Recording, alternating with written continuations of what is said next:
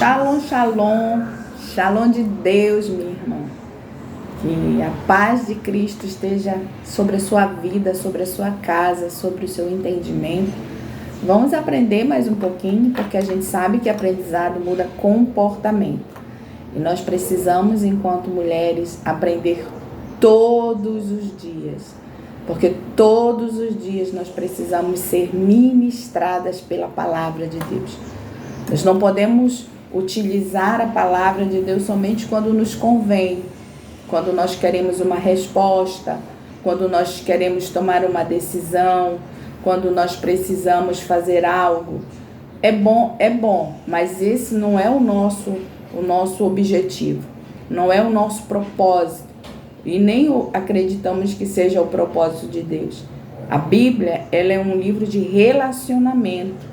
Então, nós nos relacionamos com o nosso Deus e o conhecemos através das Escrituras Sagradas. Quando nós não temos esse entendimento, às vezes, quando nós buscamos somente para uma resposta pessoal, nós perdemos a melhor parte, que é a parte relacional, de conhecer o nosso Pai, de descobrir a nossa identidade em Deus. E a partir disso, nós verdadeiramente podemos desfrutar da boa, agradável e perfeita vontade de Deus. Então, muitas vezes, nós, por não entender, a gente tem um certo tom de manipular, muitas vezes. Eu vou ler quando der. Eu vou ler quando eu precisar de uma resposta. Ou então, quem sabe, eu vou ler quando eu for pregar. E isso verdadeiramente a Bíblia precisa ser o canal de transformação pessoal, em primeiro lugar. Antes de eu falar, antes de eu tratar com o outro sobre a palavra de Deus, primeiro a palavra precisa tratar comigo. E eu preciso ter essa clareza. E nós não podemos simplesmente ter uma atitude pontual dentro do que eu já falei. Quando eu preciso, quando eu quero uma resposta, quando eu estou diante de um conflito, eu vou buscar na palavra. Relacionamento é o que nós precisamos ter com o nosso Deus. E aonde nós nos encontramos em relacionamento com Deus, onde nós conhecemos, é na palavra de Deus. Claro que a gente tem o nosso lugar secreto, a nossa oração, o nosso devocional com Deus, e isso não tem preço, nada pode substituir, nada pode pagar, porque Ele tem sido um Pai zeloso e fiel. E o nosso propósito nesse tempo é caminhos de sabedoria, e os caminhos de sabedoria, nós estamos no capítulo 20 de Provérbios, porque nós precisamos de estratégias, nós precisamos de entendimento, nós precisamos de liberações, um vinho novo, um óleo fresco para esse tempo, para essa estação que ainda está muito no início, que é a estação 24. O nosso devocional que nós criamos de Provérbios, a tarefa devocional é declarar. Tá? O livro de Provérbios é um livro que ele traz muitos aprendizados, é um livro muito rico. Como a nossa tarefa é declarar, você pode encontrar em Provérbios, digamos, algo que você se identifique, que você gostaria de declarar, ministrar na sua vida. Hoje, a tarefa é justamente isso, que você declare, ministrando na sua vida, para que você possa ter um estímulo correto, um estímulo para que você possa andar em caminhos de sabedoria e ter comportamentos sábios. Então, é muito comum a gente não ter, às vezes, essa prática, mas nós precisamos ministrar em nós.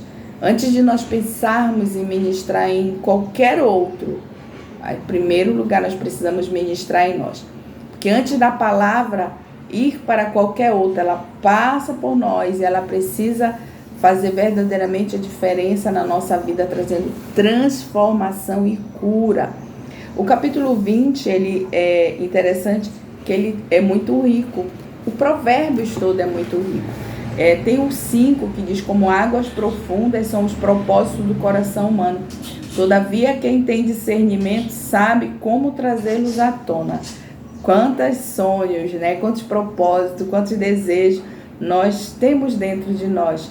Mas quem tem conhecimento sabe como trazê-lo à tona, sabe como realizar, sabe como fazer. Tem outro que eu acho também interessante compartilhar. Não ames o sono para que não empobreças. Abre os olhos e te fartarás do teu próprio alimento. Aqui ele está ligando a pobreza, a necessidade, ao muito dormir, ao sono. Abre os olhos, né? Então nós precisamos estar com os olhos abertos. Dormir o suficiente dentro do que é estabelecido até para o nosso corpo, que é o correto dormir, mas não muito sono, que aqui em Provérbio ele é muito claro quando ele diz que dorme muito para que tu não empobreças. Então, dormir muito está ligado ao empobrecimento. Tem outro que eu achei interessante, que é o 18. Os planos realizados mediante sábios conselhos têm bom êxito. Mesmo na guerra é necessária uma boa estratégia. Quem tem dúvida que nós estamos hoje numa guerra? Que nós vivemos numa guerra? Hoje a guerra, ela não somente é, digamos assim, uma guerra espiritual. Nós traçamos uma guerra ideológica, uma guerra doutrinária, uma guerra de outras questões que estão contrárias aos princípios da palavra de Deus. Então nós vivemos numa guerra. E aqui em Provérbios, ele nos diz que é necessário ter boas estratégias. Às vezes nós somos vencidos por questões que, por não ter uma boa estratégia, nós não conseguimos êxito. Porque nós precisamos ter um planejamento, nós precisamos ter uma estratégia. E é por isso que nós estamos caminhando em sabedoria em Deus, para que as estratégias que porventura nós ainda não conseguimos, o Senhor possa liberar nesse tempo. E eu verdadeiramente ministro na sua vida que nesse tempo você busque em Deus sabedoria, para que assim como eu e assim como todas nós precisamos, nós temos boas estratégias no meio da guerra, boas estratégias no meio da batalha, boas estratégias quando nós temos que lutar pela causa da família, pela causa da minha família, pela causa de famílias, porque hoje uma das guerras também que se trava é a questão da família. Então a gente precisa ter esse entendimento com clareza. Dentro desse contexto também ele fala muito da questão da balança enganosa, das medidas e pesos desonestos. Mas eu gosto de analisar o capítulo 19, que ele é uma coisa que a gente precisa estar atento. E o capítulo 19 diz assim: quem vive contando casos sigilosos não sabe guardar segredos, portanto, evita a companhia de quem fala demais. Nessa versão aqui diz assim: o que anda como fofoqueiro revela o segredo. Não te intrometas, pois com o que lisonjeia com os seus lábios. E aí ele dá uma explicação. O sentido desse provérbio é que alguns indivíduos são fofoqueiros por disposição. Como tal, eles lisonjearão uma pessoa para que ela revele os segredos. Então, eles procederão espalhando os segredos, que não deve... segredos por toda parte, tá? Eles vão revelar os segredos por toda parte, espalhando os segredos... Engatou. Então, eles lisonjearão uma pessoa para que ela revele segredo. Então, eles procederão espalhando os segredos por toda parte. O Espírito Santo está dizendo que não devemos associar-nos nem ter relacionamento com esse tipo de gente. Então, não tem muito o que explicar aqui. A gente precisa ter muita clareza. Segundo a nota explicativa, o fofoqueiro ele vem nos elogiando. Você tá bem, você tá linda, você ganhou, você tá magra, você tá isso, gostei daquela fala, daquela pregação, talvez a sua família, a sua célula, para que você possa abrir o seu coração, para ganhar a tua confiança, e a partir de ganhar a sua confiança, você conte os segredos, você tenha nele, imagine que tem nessa pessoa um acolhimento, uma pessoa que vai entender, e aí você abre os seus segredos. E aí ele sai por todo lugar, espalhando. Então nós precisamos ter muito cuidado com pessoas que vêm nos massageando o ego, que dá um tapinha na costa e de uma forma muito sorrateira, sapatinho de lã, vem sondando, e como tá, e a tua casa e tal. E aí o que acontece é que muitas vezes a gente fala e depois a gente se vê numa situação onde nós vamos ter que lidar com as consequências.